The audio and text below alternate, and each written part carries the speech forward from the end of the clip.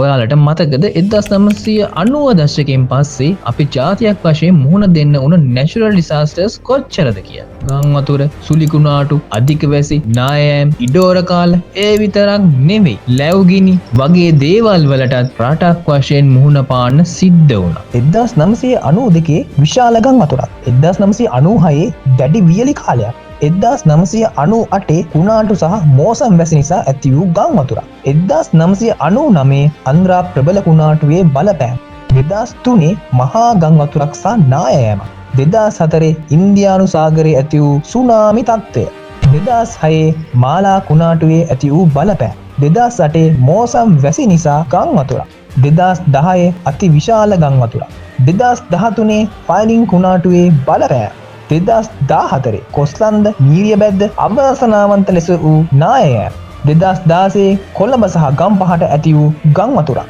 2017 මෝරා කුණාටුව සහ ගම් වතුරක්, 2018 ගම් වතුර සහ නායෑම, 2021 මෝසම් වැසි නිසා ඇති වූ ගම් වතුරක්, 2022 අධික වර්ෂාපතනයක්, 2023 කුණාටු සුළඟ සහ ගම් වතුරක්, 2024 දැඩි වර්ෂාපතනයක් සහ නායෑම, 2025 දිත්වා සුලි කුණාටුව.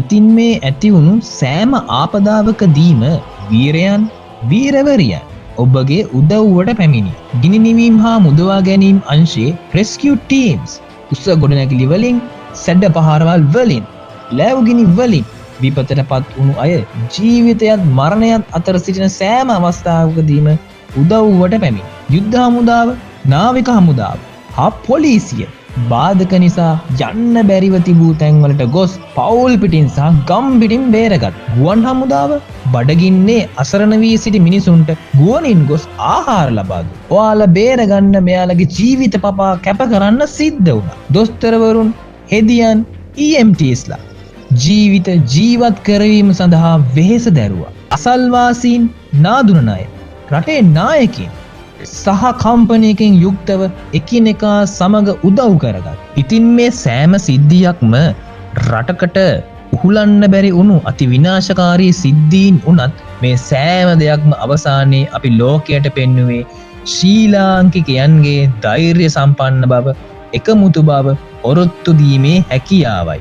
මොන දේ වුණත් එක අපිට එකා වැටුණත් අපි ශ්‍රී ලාංකිකයන් වශයෙන් නැගී සිටින බව ඒකාන්තයි. මේ අපේ රටේ සෑම රෙස්කියු ටීම් එකක්ම ඔයාලගේ ජීවිත ආරක්ෂා කිරීම සඳහා සෑම අවස්ථාවෙම ඉදිරිපත් වෙනවා. කිසිම දෙයකට ඒ ගැන බයක් නම් තියාගන්න එපා. ඔයාලා ශක්තිමත්ව ඉන්න අපි ඔයාලගේ පිටිපස්සේ සෙවණැල්ලක් වගේ ඉන්නවා. ඉතින් ඔයාලා හැමෝටම සුබම සුබ නත්තලක් සහ ලබන්නා වූ 2026 අවුරුද්ද සුබම සුබ ආරක්ෂාකාරී අලුත් අවුරුද්දක් වෙන්න කියලා අපි හදවතින්ම ඕගොල්ලොන්ට ප්‍රාර්ථනා කරනවා.